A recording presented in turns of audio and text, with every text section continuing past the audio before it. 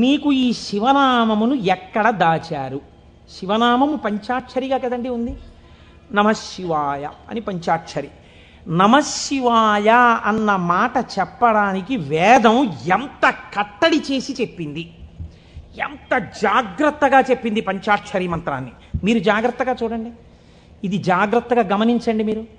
మీరు అయ్యప్ప స్వామి దర్శనానికి వచ్చారనుకోండి, అలా గేటు దగ్గర నిలబడి అయ్యప్ప స్వామి దర్శనం చేసుకుంటానంటే మీకు కనపడరు. మీరు అక్కడ చెప్పులు విప్పాలి, లోపలికి రావాలి, ఇక్కడ ఉన్నటువంటి పరివార దేవతలందరినీ దర్శనం చెయ్యాలి, మెట్లు ఎక్కాలి, గణపతికి సుబ్రహ్మణ్యుడికి ప్రదక్షిణం చెయ్యాలి, ధ్వజస్తంభం పక్క నుంచి లోపలికి వెళ్ళాలి, స్వామికి ఒక పక్కకి వెళ్ళి నిలబడి ఆయన వంక చూస్తే అప్పుడు మీరు సంతోషంగా స్వామి దర్శనం చేస్తారు. అలాగే ఈ పంచాక్షరిని వేదం ఎక్కడ దాచిందో చూడండి.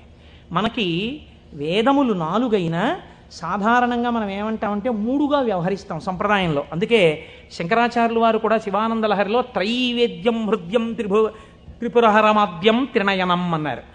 త్రైవేద్యం అనడానికి ఒక కారణం ఉంది.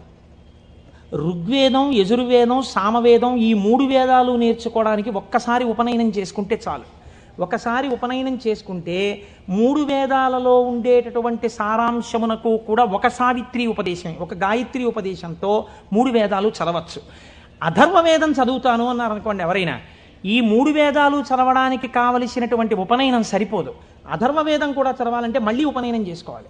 మళ్ళీ ఉపనయనం చేసుకుని మళ్ళీ ఇంకొక బ్రహ్మోపదేశం పొంది అథర్వవేదం చదవాలి. అందుకని త్రైవేద్యం అంటారు సాధారణంగా.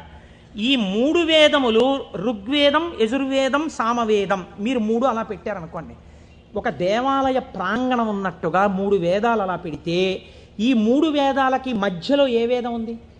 ఇది ముందరి ద్వారం, ఇది వెనక ద్వారం, ఇది ఋగ్వేదం, ఇది సామవేదం, ఈ మధ్యలో ఉన్నది యజుర్వేదం. ఇప్పుడు ఈ యజుర్వేదానికి 7 కాండలు ఉన్నాయి. 7 కాండలు 1 2 3 4 5 6 7. ఇప్పుడు ఇందులో మళ్ళీ మధ్య ప్రాకారం ఏది? 4వ కాండ కదండి. ముందు 3 వెనక 3, మధ్యలోది 4. ఇప్పుడు ఈ 4వ కాండలో ఏముంది? యజుర్వేదంలో రుద్రాధ్యాయం ఉంది. మళ్ళీ రుద్రాధ్యాయంలో అష్టమానువాకం మీరు తీసుకోండి, మధ్యలోకి అష్టమానువాకం వస్తుంది. అష్టమానువాకం మీరు తీసి ఇప్పుడు చదవండి అష్టమానువాకాన్ని.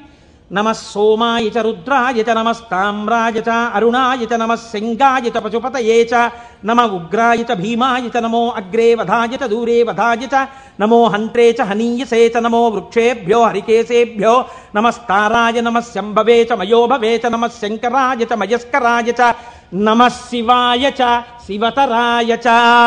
అష్టమానువాకం చిట్ట చివర్లో